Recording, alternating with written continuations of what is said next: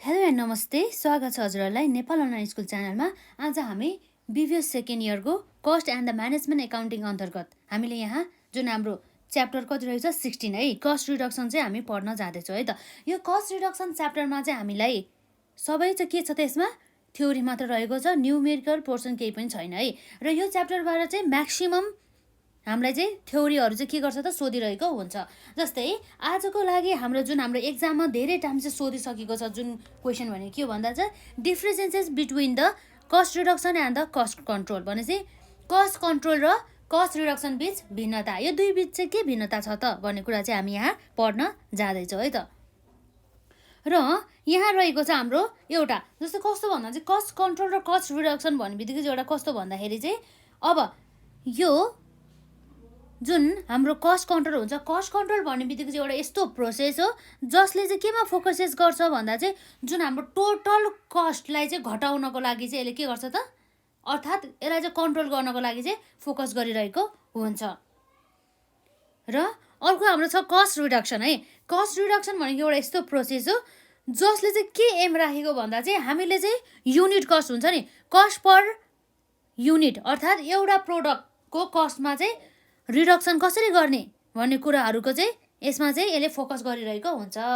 भनेपछि अब हाम्रो के भयो भन्दाखेरि जसमा चाहिँ जुन हाम्रो कस्ट कन्ट्रोल भनेको चाहिँ एउटा यस्तो जुन permanent reduction in the cost होइन, तर कस्ट रिडक्सनले चाहिँ के गर्छ भन्दा चाहिँ permanent reduction in the cost चाहिँ ल्याउँछ। भनेको अर्थ के हो भन्दा चाहिँ कस्ट कन्ट्रोल चाहिँ एउटा यस्तो टेक्निक हो जसको कारणले गर्दा, जुन टेक्निकको कारणले गर्दाखेरि चाहिँ हामीले कस्टहरूलाई चाहिँ के गर्न सक्छौँ त, एउटा कन्ट्रोलमा लिएर चाहिँ ल्याउन सक्छौँ, जसलाई चाहिँ हामीले कन्ट्रोल गर्न सक्छौँ कि ओभर, जुनमा चाहिँ हाम्रो धेरै कस्टहरू इन्कर हुनलाई चाहिँ यसले रोक्ने गर्दछ। र कस्ट रिडक्सनले चाहिँ के गर्छ भन्दा चाहिँ एउटा यस्तो प्रोसेस हो जसले चाहिँ साँच्चीकैमा चाहिँ कस्टलाई चाहिँ घटाउनको लागि चाहिँ हेल्प गरेको छ। साँच्चीको रिडक्सन हुन्छ कि यसमा, actual reduction in the cost हुन्छ। तर हाम्रो कस्ट कन्ट्रोलमा चाहिँ जस्ट हामीले यसमा चाहिँ के गर्छ भन्दाखेरि एउटा टेक्निक हो यो जसमा चाहिँ कस्टहरूलाई चाहिँ कसरी रिड्युस गर्ने भन्ने जस्ता एनालाइसिसहरू चाहिँ यसमा चाहिँ गरिरहेको हुन्छ।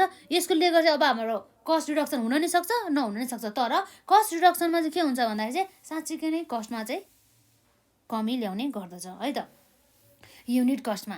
अब यसरी हाम्रो यहाँ रहेको छ मिनिङमा कस्ट कन्ट्रोल भन्ने बित्तिकै के रहेछ भन्दा cost control is a process in which we focuses on controlling the total cost through the competitive analysis है। कम्पिटेटिभ एनालाइसिसको थ्रुबाट चाहिँ यिनीहरूले चाहिँ केमा चाहिँ फोकस गरिरहेको हुन्छ भन्दाखेरि टोटल कस्टमा चाहिँ कन्ट्रोल गर्नको लागि, टोटल कस्टहरूलाई चाहिँ कसरी कन्ट्रोल गर्ने, म्याक्सिमम कस्ट इन्कर भएकोलाई छ भनेदेखि त्यस्तो अवस्थामा हामीले कस्ट कसरी कन्ट्रोल गर्ने जस्ता कुराहरूलाई चाहिँ यसले चाहिँ थाहा पाउनको लागि चाहिँ हेल्प कसले गर्छ त हामीलाई, यसले भन्दा कस्ट कन्ट्रोलले चाहिँ हेल्प गर्छ। जस्तै स्ट्यान्डर्डहरू सेटिङ गर्ने, अर्थात् कस्टहरू चाहिँ अब यति म्याक्सिमम चाहिँ यति कस्ट चाहिँ लाग्यो भनेदेखि चाहिँ अब हाम्रो चाहिँ फाइदा हुनसक्छ, तर यो लिमिटभन्दा माथि गयो भनेदेखि चाहिँ हामीलाई कस्ट चाहिँ धेरै लाग्छ भनेर चाहिँ यसरी चाहिँ स्ट्यान्डर्डहरू चाहिँ सेट गर्न सकिन्छ। केमा त, कस्ट कन्ट्रोलमा है।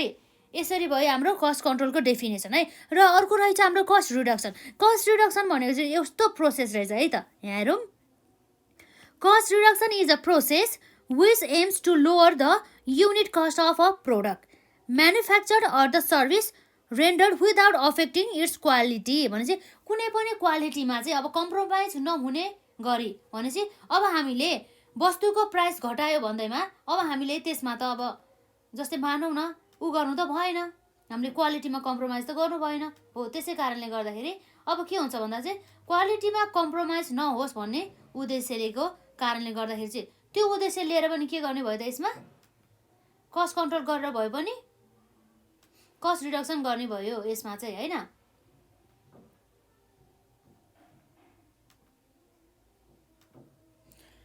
र अब हाम्रो उद्देश्य के छ त कस्ट कन्ट्रोलको भन्दाखेरि कस्ट कन्ट्रोलको मेन उद्देश्य भनेको चाहिँ यहाँ रहेको छ, जसमा चाहिँ के छ भन्दाखेरि यसरी कस्ट कन्ट्रोल गर्नुको मेन उद्देश्य भनेको चाहिँ जुन हाम्रो एउटा स्ट्यान्डर्ड सेट गरिएको हुन्छ हो, त्यो स्ट्यान्डर्ड सेट गरिएको भन्दा बढीमा चाहिँ कस्ट इन्कर नहोस् भन्ने उद्देश्यले चाहिँ यो कस्ट कन्ट्रोल चाहिँ गरिन्छ। र अर्को हाम्रो कस्ट रिडक्सन चाहिँ के छ भन्दाखेरि कस्ट रिडक्सन चाहिँ मेन गरी चाहिँ हाम्रो वस्तु तथा सेवाहरू उत्पादन गर्दाखेरि धेरै मात्रामा कस्ट नलागोस् र त्यसको चाहिँ क्वालिटी पनि नघटोस्, क्वालिटी पनि कस्तो होस् त एकदमै गुणस्तरयुक्त वस्तु चाहिँ उत्पादन गरोस् भन्ने गर्न सकोस् भन्ने उद्देश्यले चाहिँ हाम्रो कस्ट रिडक्सन चाहिँ गर्ने गरिन्छ। र हाम्रो यहाँ पर्पज अन्तर्गत रहेको छ कस्ट कन्ट्रोलमा, cost control aims at maintaining the cost in accordance with the established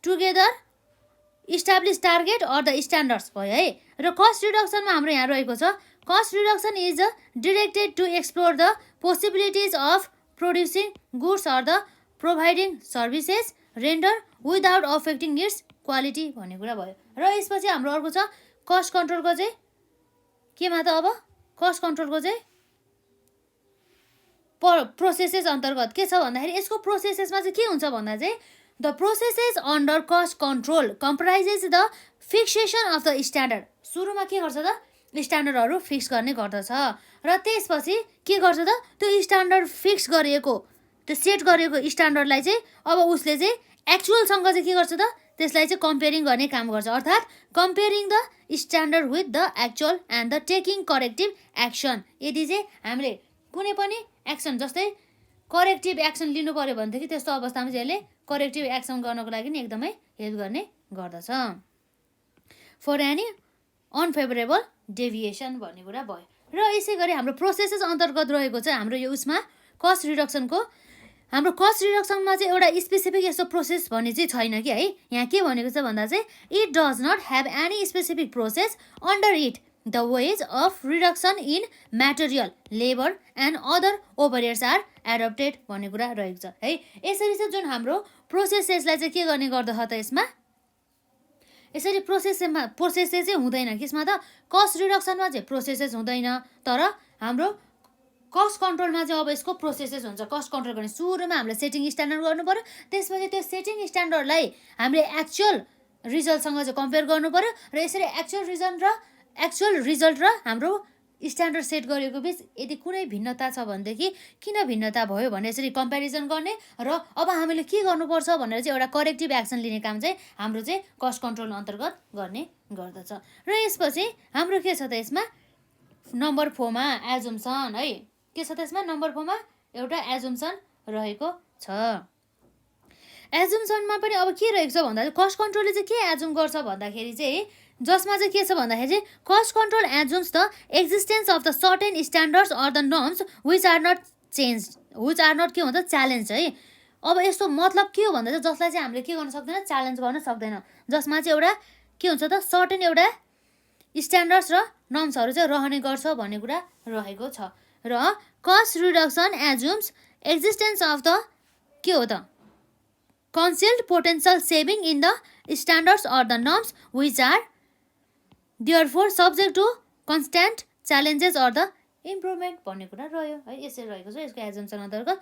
र यसको एप्रोचेसमा के छ भन्दाखेरि cost control lacks dynamism since its aims to attain lowest possible cost under existing circumstances भने चाहिँ अहिलेको यो सर्टेन कन्डिसनमा चाहिँ कस्तो टाइपको भन्दाखेरि कस्तो टाइपको चाहिँ उयो हुन सकिन्छ त अहिलेको यो सर्टेन कन्डिसनमा जस्तो सिचुएसन छ नि जस्तो सर्कमस्टान्सेस अभाइलेबल छ त्यस्तै सर्कमस्टान्सेसमै नै अब के गर्ने भन्दाखेरि चाहिँ हामीले कसरी कन्ट्रोल गर्ने भन्ने कुराहरूमा चाहिँ हाम्रो चाहिँ यो कस्ट कन्ट्रोलको चाहिँ के छ त एउटा एप्रोचेस रहेको छ है त। र कस्ट रिडक्सनमा के छ भन्दा चाहिँ cost reduction is a continuous process and recognises no conditions as a permanent भन्ने कुरा रहेको छ। यसले चाहिँ कुनै पनि कुराहरू चाहिँ पर्मानेन्ट अर्थात् एउटै हुँदैन भन्ने कुरा रहेको छ है, चेन्जेस भइरहन्छ अरे, त्यसै कारणले गर्दा यो चाहिँ एउटा कन्टिन्युअस प्रोसेस हो भन्ने कुरा चाहिँ यसले मान्ने गर्दछ। र यसको हाम्रो फङ्सन अन्तर्गत रहेको छ हाम्रो कस्ट कन्ट्रोलमा। कस्ट कन्ट्रोल भनेको के हो त भन्दा एउटा प्रिभेन्टिभ फङ्सन हो जसले चाहिँ एउटा रोक्ने काम गर्दछ, बढी मात्रामा खर्च हुनको लागि चाहिँ यसले के गर्दछ त प्रिभेन्ट गर्ने गर्दछ। फङ्सन अन्तर्गत हाम्रो के भयो त cost control is a preventive function under it cost are incurred भनिएको छ, जसमा चाहिँ हाम्रो के रहेको छ त कस्टहरू चाहिँ इन्कर्ड हुने गर्दछ। र हाम्रो यहाँ रहेको छ cost reduction is a corrective functions it operates even when efficient cost control system exist भनेको कुरा भएको छ है। कस्ट रिडक्सन चाहिँ के रहेछ त एउटा करेक्टिभ फङ्सन भनेपछि त्यो हाम्रो जुन भइरहेको कामलाई चाहिँ एउटा करेक्ट गर्ने एउटा फङ्सन रहेको छ। र हाम्रो कस्ट कन्ट्रोल भनेको चाहिँ कस्तो रहेछ एउटा प्रिभेन्टिभ फङ्सन रहेको रहेछ है त। र टाइम चाहिँ कहिले भन्दा चाहिँ जुन हाम्रो कस्ट रिडक्सन गर्ने एउटा यो कस्ट कन्ट्रोल चाहिँ कहिले चाहिँ हाम्रो अप्लाई गरिन्छ भन्दाखेरि चाहिँ जब चाहिँ हाम्रो के हुन्छ भन्दाखेरि चाहिँ एक्चुअल एक्सपेन्डिचरभन्दा अगाडि नै हामीले स्ट्यान्डर्ड सेट गर्नुपर्ने हुन्छ नि त। त्यस कारणले गर्दा त्यतिखेर नै हामीले कस्ट कन्ट्रोल गरिसकेको गर्ने चाहिँ हाम्रो एउटा सेट स्ट्यान्डर्ड हुन्छ नि त्यो चाहिँ गर्नुपर्ने हुन्छ।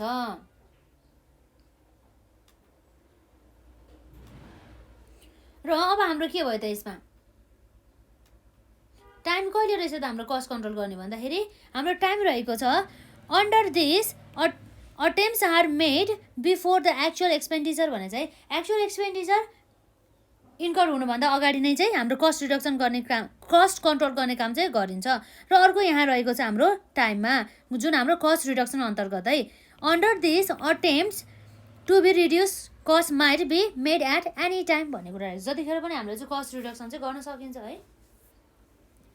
र अर्को रहेको छ यसको एप्लिकेसनमा हाम्रो के छ त यसमा जस्तै एप्लिकेसन अन्तर्गत हाम्रो के भयो त यो हाम्रो कस्ट कन्ट्रोल अन्तर्गत यो जुन कसलाई चाहिँ अप्लाइड हुन्छ कहाँ चाहिँ अप्लाइड हुन्छ भन्दाखेरि it can be applied in the sector where some comparable measures can be developed भन्ने कुरा रह्यो। र यसरी हाम्रो कस्ट रिडक्सन अन्तर्गत रहेको छ it can be applied even in the absence of the some comparable measures भनेपछि यसको मतलब के भन्दा चाहिँ हाम्रो कस्ट कन्ट्रोल गर्नको लागि चाहिँ हामीलाई एउटा सम अब कम्पेरेबल गर्ने एउटा फिगर चाहिन्छ अर्थात् हाम्रो सेट स्ट्यान्डर्ड्सहरू चाहिँ सेट गर्नुपर्छ भन्ने कुरा भयो है। सेटिङ स्ट्यान्डर्ड्स अथवा हाम्रो एउटा कम्पेरेबल मेजर हुनु पर्यो।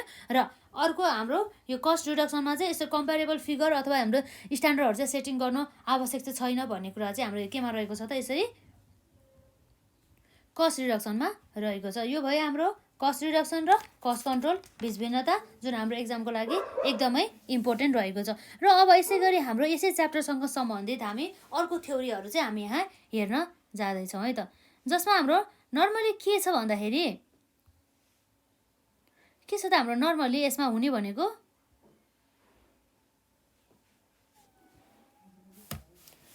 हामी हेर्छौँ यहाँ क्वेसन है त नेक्स्ट क्वेसन हेर्छौँ नि त क्वेसन नम्बर 2 मा यसमा हाम्रो अर्को यहाँ कस्तो छ भन्दा क्वेसन जुन हाम्रो चाहिँ 5 मार्क्समा सोधिएको रहेछ जुन हाम्रो एक्जाममा है यसमा एक्जाममा हाम्रो के भनेछ भन्दा चाहिँ what do you mean by the value ratio है भ्याल्यु रेसियो भनेको के हो र साथै यसमा हाम्रो के पनि सोधेको छ भन्दाखेरि explain with the suitable examples है हामीले एक्जाम्पल पनि लेख्नु पर्यो हामीले है सुइटेबल एक्जाम्पल्स पनि लेख्नु पर्यो हो। यति लेखेपछि हाम्रो के आउने भयो त्यो 5 मार्क्स आउने भयो है। एक्जामको लागि चाहिँ इम्पोर्टेन्ट थ्योरी हो यो है।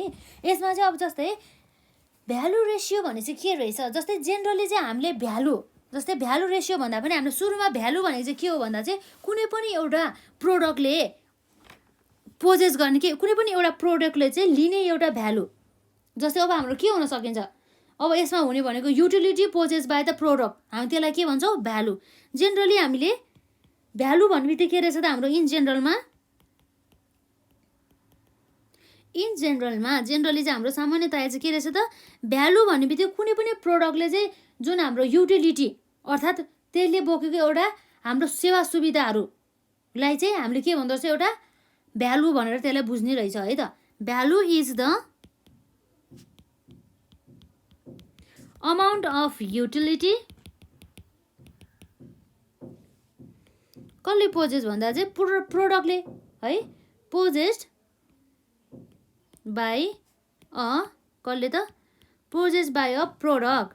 र यसै गरी हामीले चाहिँ अब के भन्न सक्छौँ भन्दाखेरि अर्को वर्ड्समा चाहिँ जस्तै जुन हाम्रो पर्चेजर अथवा युजर हुन्छ जुन हाम्रो कस्टमर हुन्छ हो ऊ कस्टमरहरू जति पनि त्यो गुड्स युज गरेर सेटिस्फाइड हुन्छ नि हो त्यसलाई पनि हामीले के भन्छौँ त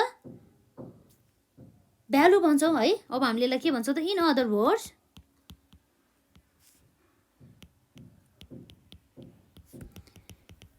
इट इज द सेटिस्फ्याक्सन के हो त it is the satisfaction that the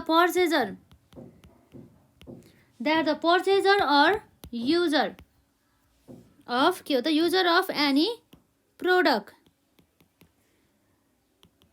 expect के गर्छ त user of any product expect from exchange भन्ने कुरा रहेको छ है त। यसरी चाहिँ भयो हाम्रो यो भ्यालुको मिनिङ है। जस्तै कुनै पनि भ्यालु अथवा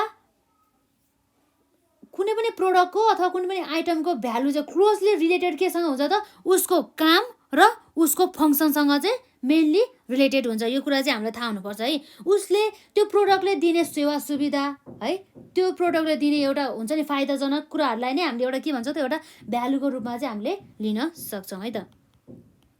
भ्यालु अफ प्रोडक्ट अर के हो त आइटम इज क्लोजली रिलेटेड केसँग छ related to its function, related to its function or purpose भन्ने कुरा रहेको छ है त। र जस्तै अब हाम्रो के भन्दा चाहिँ भ्यालु भनेको चाहिँ के हो त एउटा ratio of the worth and the function, worth or the function to the price or the cost of the product भन्ने कुरा रहेको छ। मेनली हाम्रो एन्सर चाहिँ यो के हो त एउटा पोइन्ट एन्सर भनेको भ्यालु भनेको के रहेछ त value is the ratio of के हो त वर्थ, जुन चाहिँ हाम्रो एउटा मूल्यवान भन्ने कुरा रहन्छ यसलाई है, worth or function to the के हो त प्राइस अर कस्ट अफ के हो त कस्ट अफ प्रोडक्ट हो है। भ्यालु रेसियो के रहेछ त value ratio shows the relationship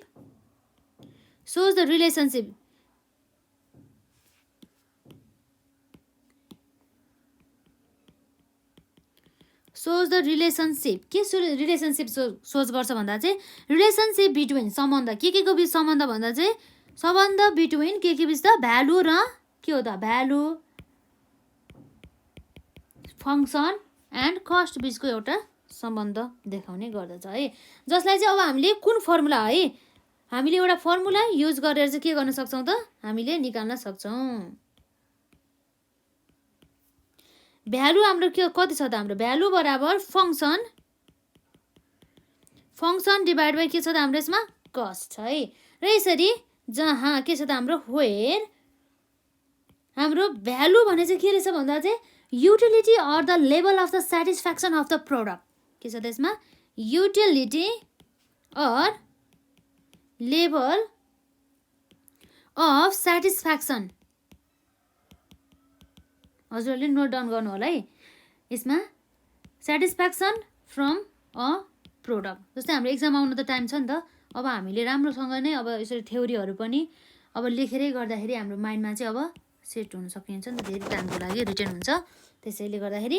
र अब यसै गरी हाम्रो के छ त यसमा फङ्सन भनेको के रहेछ त भन्दा फङ्सन भने चाहिँ एउटा expected price of the product to which the customer are ready to pay, अर्थात् के भन्दा चाहिँ कुनै पनि वस्तुको यस्तो सामान है कुनै पनि वस्तुको यस्तो प्राइस अर्थात् एक्सपेक्टेड प्राइस है जुन चाहिँ कस्टमरहरूले चाहिँ दिनको लागि चाहिँ के हुन्छ नि त रेडी हुन्छन् भनेको रहेको छ है त।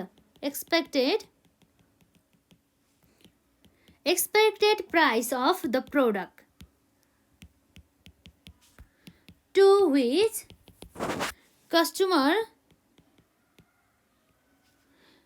The customers are ready to के हो त ready to pay, customers are के छ त उनीहरू चाहिँ रेडी टु पे छ है त, customers are ready to pay. र अब हाम्रो कस्ट भन्ने कुरा त हामीलाई थाहा छ है, त्यो प्रोडक्ट अथवा त्यो वस्तु तथा सेवाको चाहिँ के हो त एउटा एक्सपेक्टेड कस्ट है, त्यो वस्तु उत्पादन गर्दा लागेको खर्चहरू भनेर चाहिँ बुझ्नुपर्ने हुन्छ है त यसमा है। Expected cost of the product भयो है त। भ्यालु रेसियो के हुन्छ भन्दाखेरि चाहिँ यसमा भ्यालु रेसियो सुल बी के हुनुपर्छ जहिले पनि ग्रेटर देन द 1 हुन्छ। कतिखेर भन्दा चाहिँ when the expected price exceeds cost of the product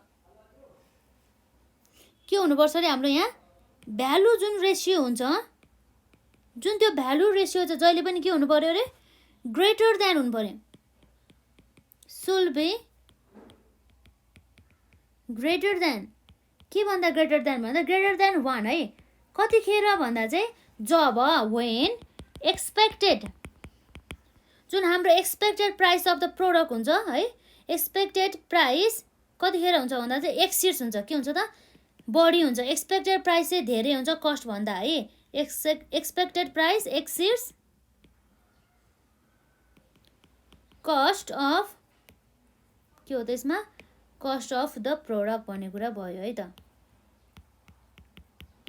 यसरी जस्तै अब के हुन्छ भन्दा चाहिँ जति पनि भ्यालु रेसियो हाई हुन्छ नि त्यति बराबर चाहिँ अब के हुन्छ त प्रोडक्टको चाहिँ प्रफिटेबिलिटी चाहिँ हुन सकिन्छ भन्ने कुरा चाहिँ रहेको छ। अर्थात् हाम्रो यसको मतलब के भन्दा चाहिँ यहाँ हुन्छ अ हाई, के छ त a high value ratio, a high value ratio can contribute, के गर्न सकिन्छ त can contribute more to the, कसलाई त more to the product profitability भन्ने कुरा रहेको छ है त। यसरी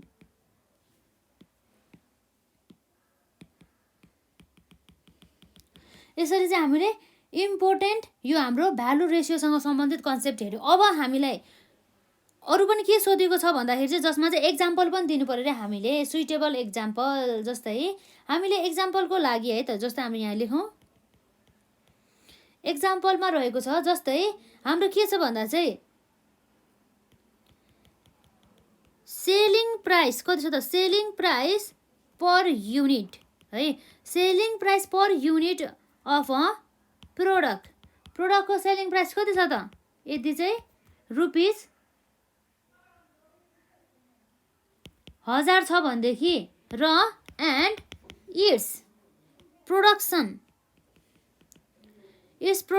cost per unit, its production cost per unit is rupees, यदि कति छ भन्दा त 700 छ भनेदेखि है, 700 छ भनेदेखि यस्तो अवस्थामा चाहिँ हाम्रो के सोधेछ भन्दा चाहिँ रिक्वायर्ड हामीलाई माग्दैछ त भ्यालु अफ प्रोडक्ट, प्रोडक्टको भ्यालु और हामीले के भन्छ त्यसलाई भ्यालु रेसियो भनेर भन्छौँ यसरी है। र अब हामीलाई थाहा छ देयरफोर हामी यहाँ सल्युसन गर्छौँ जसमा हाम्रो के छ त भ्यालु अफ प्रोडक्ट और भ्यालु रेसियो बराबर हाम्रो के हुन्छ त फंक्सन डिभाइड बाई कस्ट हुन्छ है। फंक्सन भनेपछि अब यसको के हुने भयो त्यसमा expected price of the product कति छ त 1000 रुपैयाँ रहेको छ र कस्ट कति छ त हाम्रो 700 छ। यसरी हेर्दाखेरि कति हुन्छ त 1000 मा डिभाइड बाई 700 गर्दा हाम्रो कति आउनु भयो त 1.43 आउनु भयो है त। 1.43 टाइम्स इज आवर के रहेछ त value of the product or the value ratio चाहिँ रहेको रहेछ। यसरी चाहिँ हामीले के गर्न सक्छौँ त भन्दाखेरि यसरी चाहिँ हामीले नर्मली चाहिँ क्याल्कुलेट गर्न सक्छौँ। अब यसलाई हामी एकपल्ट ओभरभ्यू गरौँ न त, यसलाई पुरै हेरौँ है यसमा के भनेछ भनेर सर हामी पढौँ न। भ्यालु रेसियोको डेफिनेसन र साथै हामीले एउटा सुइटेबल एक्जाम्पल यसरी लेख्यौँ भनेदेखि हामीलाई के आउने रहेछ भन्दा चाहिँ 5 मार्क्समा हामीलाई सोध्ने रहेछ है। 5 मार्क्स चाहिँ हाम्रो आउने रहेछ एक्जाममा।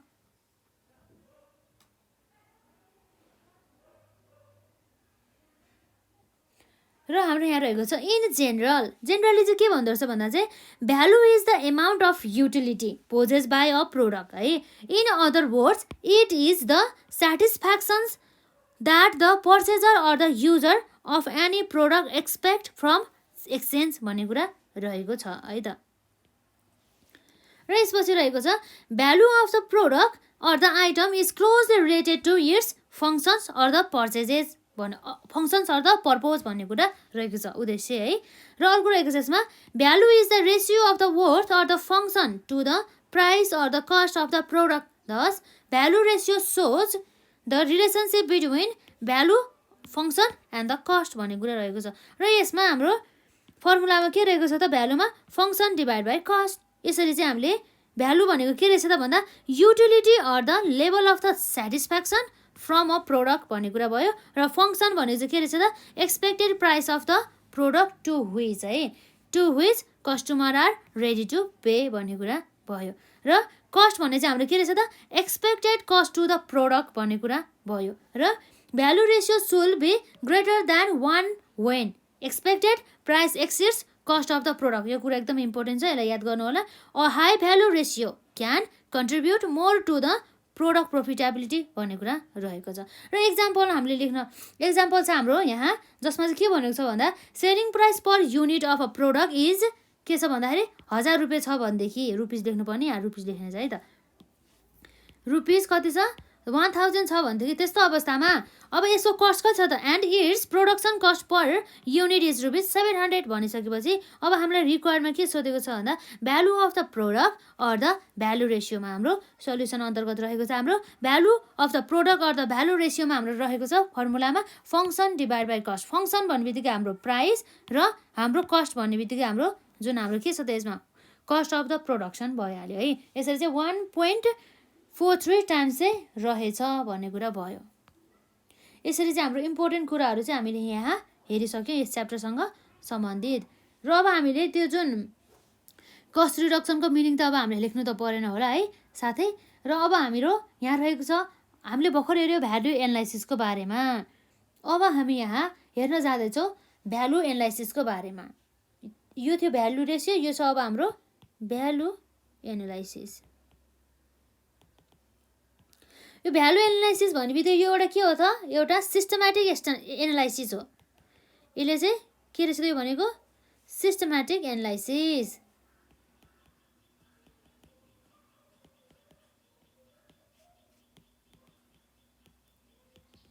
सिस्टमेटिक एनालाइसिस रहेछ र यसले चाहिँ के को स्टडी गर्छ भन्दा चाहिँ भ्यालु एनालाइसिसमा चाहिँ स्टडी गर्छ के को त, स्टडी अफ द यस्तो फ्याक्टर है, यस्तो factors of effecting the cost of production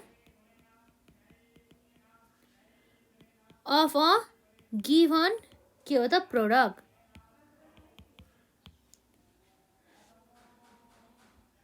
such that के हुन्छ त यसमा जुन प्रोडक्ट चाहिँ के हुन्छ त त्यसरी चाहिँ कस्तो हुन्छ भन्दाखेरि such that maximum in achieved without के हुन्छ त without sacrificing the value of that product। अर्थात् कस्तो भन्दा चाहिँ यस्तो फ्याक्टरहरूको चाहिँ स्टडी गर्ने काम हाम्रो कसले गर्छ त सिस्टमेटिक जुन हाम्रो भ्यालु एनालाइसिस अन्तर्गत गर्छ। र भ्यालु एनालाइसिस भनेको के रहेछ त सिस्टमेटिक एनालाइसिस रहेछ। यसले चाहिँ सम्पूर्ण यस्तो फ्याक्टर जसले चाहिँ कस्ट अफ द प्रोडक्सनलाई असर गर्ने गर्दछ हो त्यसलाई चाहिँ यसले के गर्ने गर्छ त स्टडी गर्ने गर्दछ। र उसले यसरी स्टडी गर्ने क्रममा के गर्छ भन्दा चाहिँ जुन हाम्रो प्रोडक्टको भ्यालुलाई चाहिँ प्रोडक्टको भ्यालुमा चाहिँ कुनै पनि हानि नोक्सानी अथवा प्रोडक्टको भ्यालुमा चाहिँ कुनै पनि कमी नआउने गरेर चाहिँ यसले के गर्छ त भ्यालु एनालाइसिस गर्ने काम चाहिँ हाम्रो भ्यालु एनालाइसिस अन्तर्गत चाहिँ गर्ने गर्दछ। र यो जुन कन्सेप्ट छ फर्स्ट चाहिँ जुन हाम्रो डेभलप चाहिँ हाम्रो यो लरेन्स डीले गरेको हो रहेछ है। केमा त भन्दा युएसएमा चाहिँ गरेको रहेछ।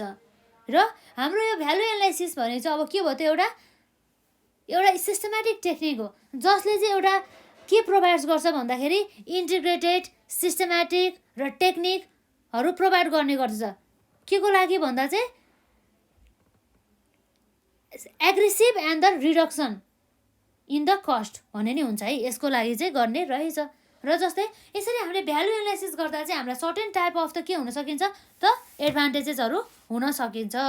र भ्यालु एनालाइसिस गर्दाखेरि हामीलाई चाहिँ सर्टेन एडभान्टेजेसहरू चाहिँ आउन सकिन्छ। त्यो एडभान्टेजहरू अन्तर्गत चाहिँ के हुन्छ भन्दाखेरि चाहिँ यो भ्यालु एनालाइसिस गर्दाखेरि चाहिँ प्रोडक्टको चाहिँ क्वालिटी चाहिँ कति रहेछ त है, प्रोडक्टको चाहिँ गुणस्तरीयता चाहिँ मेजर गर्नको लागि चाहिँ हामीलाई चाहिँ भ्यालु एनालाइसिसले चाहिँ एकदमै हेल्प गर्ने गर्दछ। र साथै अब भ्यालु एनालाइसिसको हेल्पबाट चाहिँ हामीले वस्तु उत्पादन गर्ने एउटा प्रोसेस चाहिँ अब हामीले एकदमै इकोनोमिकल अर्थात् हामीले चाहिँ थोरै कस्टमा गुणस्तरीय वस्तुहरू चाहिँ उत्पादन गर्न सक्ने चाहिँ हुन्छ। र साथसाथै यो चाहिँ अब के रहेछ भन्दाखेरि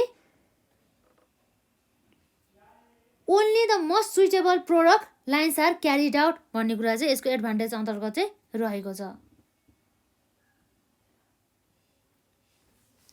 एडभान्टेजेस पनि लेखिहाल्यौँ नि त है हामीले यसमा। एडभान्टेजेस अन्तर्गत हाम्रो रहेको छ नम्बर एमा इट इज एमङ, के हुन्छ त यसमा, it is among the most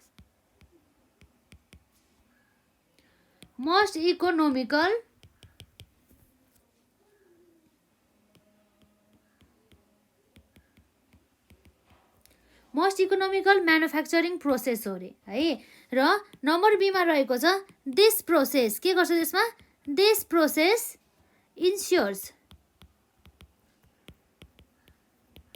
quality in product है, प्रोडक्टको चाहिँ क्वालिटीहरू मेजर गर्ने काम गर्छ। र अब हाम्रो नम्बर सीमा रहेको छ only the most suitable lines are, के हो त, क्यारिड आउट। यो भयो। अब जस्तै हाम्रो यो भ्यालुको चाहिँ अब कस्तो हुन्छ भन्दा चाहिँ दुई प्रकारको चाहिँ भ्यालुहरू हुने गर्दछ। एउटा भनेको युज भ्यालु है, दुईवटा भन्दा नि यसमा मेन विशेष गरी चाहिँ के हुन्छ त, तीनवटा भ्यालु हुन्छ। जस्तै यो भ्यालुलाई चाहिँ तीनवटा टर्मले चाहिँ अब हामीले भनौँ न यसलाई डिस्क्राइब गर्न सकिन्छ। जस्तै युज भ्यालु हो कि, एसेथिक भ्यालु हो कि है, cost of the money value हो कि है, त्यो कुराहरू भयो। र हामीले यसमा जेनरली यति नै लेखौँ न त है, अरूहरू चाहिँ अब अरू मोर कुराहरू चाहिँ पढ्नु होला, तर नर्मली चाहिँ हाम्रो भ्यालु एनालाइसिस भनेको चाहिँ यति नै हो यसमा है त। र यसपछि अब हामी यहाँ हेर्छौँ है, यो पनि हाम्रो एक्जामको लागि एकदमै इम्पोर्टेन्ट रहेको छ। जस्तै हामीले कस्ट रिडक्सन गर्न सक्ने एरियाहरू कुन हो त भन्ने कुरा चाहिँ हामी हेर्न जान्छौँ है त। र हामीले meaning of the cost reduction चाहिँ जुन हामीले कस्ट रिडक्सन भन्ने त हामीलाई थाहा छ है, जेनरली एउटा यो यस्तो प्रोसेस हो जसमा चाहिँ कस्टहरू चाहिँ साँच्चीको पर्मानेन्टली चाहिँ रिडक्सन हुने गर्दछ है, जसमा चाहिँ स्ट्यान्डर्डहरू सेटिङ गर्दैन। र स्ट्यान्डर्ड सेटिङ नगरे पनि यसमा चाहिँ के हुँदैन त, यसमा चाहिँ प्रोसेसेसहरू चाहिँ इन्भल्भ हुँदैन, कस्ट रिडक्सन गर्ने यसमा प्रोसेस हुँदैन। र कस्ट रिडक्सन चाहिँ यसले गर्छ, तर कसरी गर्छ भन्दाखेरि नयाँ नयाँ प्रोडक्टहरू नयाँ तरिकाबाट बनाउने है, त्यसरी चाहिँ अब जस्तै अब अपरेटिङ कस्टहरूदेखि लिएर अब प्रोडक्सन कस्टहरू चाहिँ मा चाहिँ रिडक्सन लिएर आउने काम गर्दछ है त, यसमा भइहाल्यो। र अब हाम्रो विशेष गरी चाहिँ हाम्रो एक्जाममा सोधिहाल्यो भनेदेखि चाहिँ अब हामीलाई एरिया चाहिँ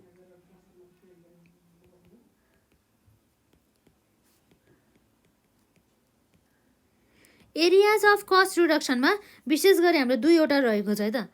एउटा भनेको चाहिँ प्रोडक्ट डिजाइनमा,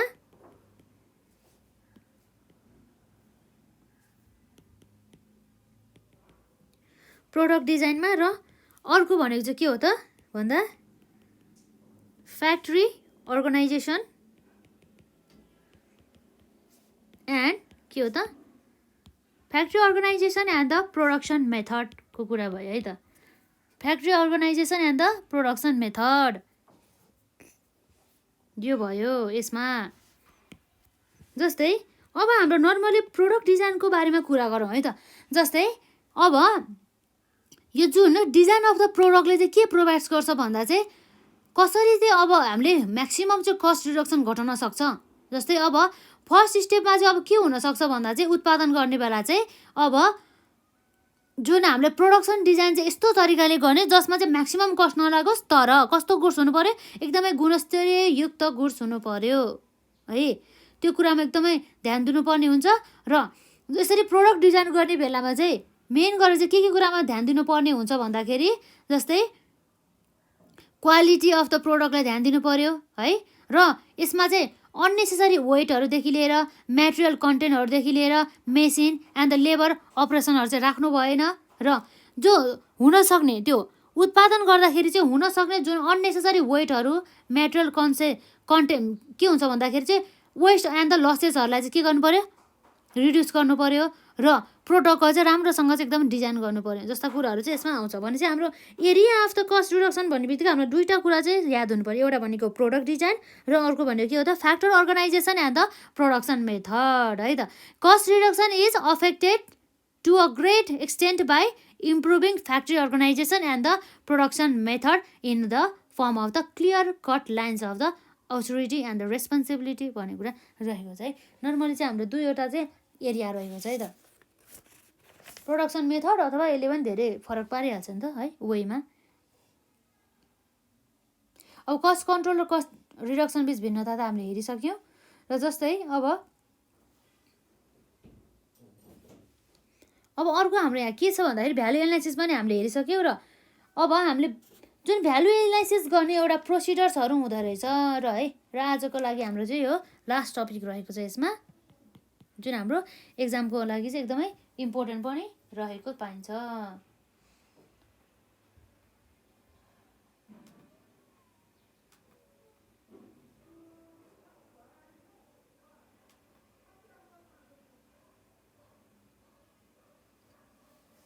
जसमा हाम्रो यहाँ रहेको छ विशेष गरी चाहिँ के छ त यसमा, जुन प्रोसेसेस अथवा procedures of the value analysis.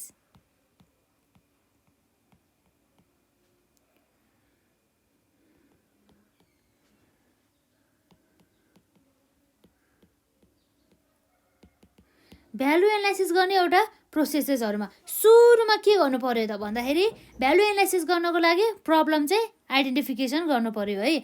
Problem चाहिँ के रहेछ भनेर चाहिँ थाहा हुनु पर्यो यसरी भ्यालु एनालाइसिस गर्नको लागि।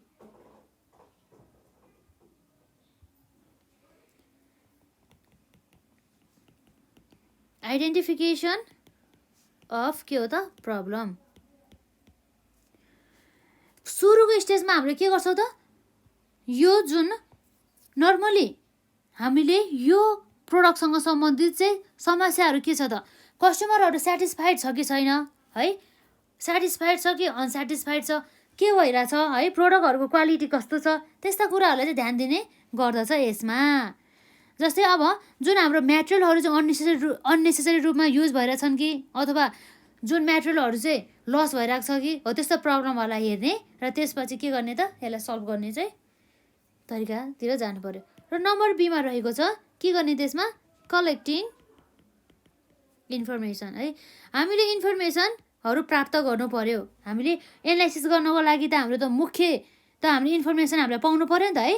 हो यो स्टेपमा, यो स्टेप भनेको चाहिँ के हो त, सेकेन्ड स्टेप हो भ्यालु एनालाइसिसको, जसमा चाहिँ हामीले सबै प्रकारका हाम्रो आवश्यक पर्ने नेसेसरी इन्फर्मेसनहरू हामीले प्रोडक्टसँग सम्बन्धित नेसेसरी इन्फर्मेसनहरू चाहिँ हामीले के गर्नुपर्ने भयो त, प्राप्त गर्नुपर्ने हुन्छ है। Collecting information about the product, जस्तै प्रोडक्टको फिजिकल क्यारेक्टरिस्टिक्सहरू र मेटेरियल स्पेसिफिकेसनहरू, जस्तै प्रोडक्टको कस्टहरू, जस्तै के हुनसक्छ त प्रोडक्टको कस्टमा material cost, labour cost, overhead है, मार्केटिङ कस्ट अथवा कम्पिटेटिभ प्रोडक्ट र प्रोडक्सन मेथडहरूको बारेमा चाहिँ जानकारी चाहिँ लिनुपर्ने हुन्छ यो स्टेपमा चाहिँ।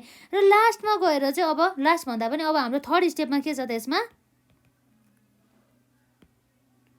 एजेसमेन्ट अफ के हो त, एजेसमेन्ट अफ द भेरियस अल्टरनेटिभ्स। धेरै अल्टरनेटिभ्सहरूको बारेमा चाहिँ यसले के गर्ने त, एडजस्टमेन्ट गर्ने। जस्तै हाम्रो थर्ड स्टेजमा चाहिँ हामीले चाहिँ केयरफुल्ली चाहिँ स्टडी गर्नु पर्यो। हामीसँग अभाइलेबल भएको हाम्रो अल्टरनेटिभ्सहरू हुन्छ नि, हामीसँग चोइसेसहरू, त्यसलाई चाहिँ हामीले मजाले स्टडी गर्नु पर्यो। त्यो स्टडी चाहिँ हामीले किन गर्छ भन्दा चाहिँ कस्ट रिडक्सन गर्ने उद्देश्यले र प्रोडक्टलाई चाहिँ हामीले बेस्ट भ्यालु प्रदान गर्ने उद्देश्यले। र यसरी हामीले adjustment of the various alternatives पछि हाम्रो फोर्थ स्टेपमा रहेको छ नम्बर डीमा। के छ त हामीले नम्बर डीमा गर्नुपर्ने भनेको इभ्यालुएसन है, evaluation and selection of alternatives. अर्थात् हामीले यो सीमा हामीले धेरै प्रकारका अल्टरनेटिभ्सहरूको बारेमा हामीले पढ्यौँ। त्यसपछि अब हामीले डीमा आएर स्टेप 4मा आएर हामीले हेर्छौँ त्यो अल्टरनेटिभ मध्ये हाम्रो बेस्ट अल्टरनेटिभ चाहिँ के रहेछ त भन्ने कुरा चाहिँ हामीले चाहिँ हेर्छौँ। त्यो अल्टरनेटिभ बेस्ट कुन रहेछ भनेर थाहा पाउनको लागि चाहिँ हामीले एक्सपर्टहरूको चाहिँ रिभ्यूहरूदेखि लिएर, जस्तै अब त्यसमा एक्सपर्टहरूमा हाम्रो टप लेभल म्यानेजमेन्टहरू हुने है, र साथसाथै अब हायर लेभल अथोरिटीमा भएका मानिसहरूबाट चाहिँ लिने गर्दछ। यसरी अब इनमा रहेको छ जुनमा हामीले के गर्छ त, अब इम्प्लिमेन्टेसन गर्छौँ। यो हाम्रो पाँचौँ स्टेपमा के गर्छौँ भन्दा चाहिँ हामीले लास्टमा अब कुन चाहिँ अब हामीले अल्टरनेटिभ चुज गर्ने भनेर थाहा पाइसकेपछि त्यो अल्टरनेटिभलाई अनुसार चाहिँ हामीले के गर्छौँ त, इम्प्लिमेन्टेसन गर्छौँ। साथसाथै हामीले प्रोडक्सनहरू ड्रइङ गर्छौँ एन्ड द मोडल्सहरू प्रिपेयर गर्छौँ है। यो स्टेपमा चाहिँ कार्यान्वयन भनिन्छ, इम्प्लिमेन्टेसन भन्नुको अर्थ। र एफमा रहेको चाहिँ हाम्रो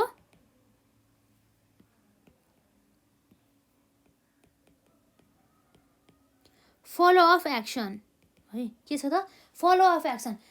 यसको अर्थ त के हो भन्दा चाहिँ हामीले एजरटेनमेन्ट गर्नु पर्यो, अर्थात् हामीले थाहा पाउनु पर्यो अथवा हामीले पत्ता लगाउनु पर्यो हामीले हामीले प्रपोजल्सहरू इम्प्लिमेन्टेड गरेको छ त्यो प्रपोजलहरू हामीले यसरी कार्यान्वयन गरिसकेपछि हाम्रो साँच्चीकै हामीले कस्ट रिडक्सन हामीले चाहे अनुसार भयो त भनेर चाहिँ हेर्ने काम चाहिँ हाम्रो फलो अफ एक्सनमा चाहिँ गर्नुपर्ने हुन्छ। यो भनेको लास्ट स्टेप हो है। यसरी हाम्रो 6वटा स्टेप कम्प्लिट भएपछि हाम्रो भ्यालु एनालाइसिस चाहिँ हाम्रो के हुन्छ त? कम्प्लिट हुन जान्छ। यसमा के छ त? हाम्रो यसमा procedures of the value analysis अन्तर्गत नम्बर एमा रहेको छ आइडेन्टिफिकेसन अफ द प्रब्लम, र नम्बर बीमा छ हाम्रो कलेक्टिङ इन्फर्मेसन, र नम्बर सीमा रहेको छ एजेजमेन्ट अफ द भेरियस अल्टरनेटिभ्स, र नम्बर डीमा रहेको छ evaluation and the selection of the alternatives, र नम्बर ईमा रहेको छ इम्प्लिमेन्टेसन, र नम्बर एफमा रहेको छ फलो अफ एक्सन। यसरी चाहिँ हाम्रो यहाँ रहेको छ। र यसरी हाम्रो मेन विशेष गरी इम्पोर्टेन्ट जुन हाम्रो कन्सेप्टहरू थियो हाम्रो यो कस्ट रिडक्सन च्याप्टरमा, जुन हाम्रो च्याप्टर 16 छ त्यसको बारेमा चाहिँ हामीले लगभग हेऱ्यौँ है। अझै पनि यस च्याप्टरसँग सम्बन्धित केही क्वेरिजहरूदेखि लिएर अरू हाम्रो थ्योरी पार्टहरू छ भनेदेखि कमेन्ट सेक्सनमा राख्न सक्नुहुन्छ। र आज चाहिँ हामीले यति नै गर्छौँ है त। र हामी नेक्स्ट सबै हामी चाहिँ अरू भिडियोमा कभर गर्छ है त नेक्स्ट कुराहरू चाहिँ। र आजलाई यति नै। र अरू के भन्न चाहन्छु भन्दाखेरि यदि हजुरहरूले जुन हाम्रो क्लासेसहरूको भिडियो पाउनु भइरहेको छैन भनेदेखि हाम्रो यो नेपाल अनलाइन स्कुल च्यानलको प्लेलिस्टमा चाहिँ अभाइलेबल छ, त्यहाँ हेर्नु होला है त। यो हाम्रो के छ भन्दा BBS second year cost and the management accounting भनेर चाहिँ यसरी प्लेलिस्टमा राखिएको छ है त। त्यसमा अरू च्याप्टरसँग सम्बन्धित धेरै हाम्रो क्लासेसहरू चाहिँ छ, त्यो पनि हेर्नु होला है त। आजलाई यति नै।